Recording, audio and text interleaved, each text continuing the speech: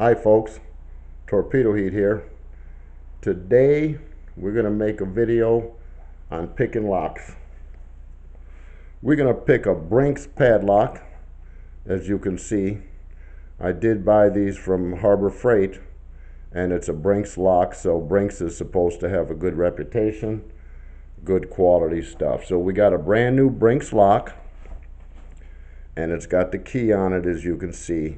Now we're going to pick it with a standard L tension wrench or pry bar. It is stainless steel, so it cost about $2, and we're using a super cheap, I mean these are like $6 for a set of 20 different ones, and I'm going to try to zoom in there so you can see it.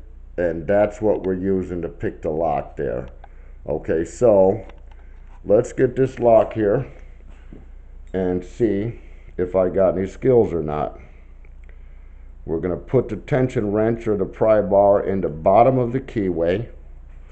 Okay, and we're going to wiggle it back and forth, and we're going to make sure it's locked. Okay, so that we don't have anything funny going on. Wiggle it back and forth, get it nice and loose. Take your pick, your snake rake, and the key to this is putting the right amount of tension on it so that you don't put too much tension. And then you see, I think I have a false set, and the lock did open in about 20 seconds. So you just saw me pick, and I can take the key off now. You just saw me pick a brand new Brinks padlock. Brinks padlock, brand new, with $2.50 worth of tools that you can actually make at home yourself. So it appears that today is my lucky day.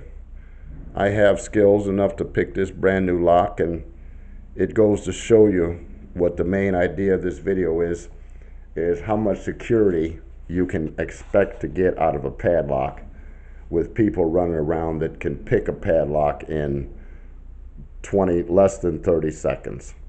So anyway, folks, thanks for tuning in, and as usual, have a nice day.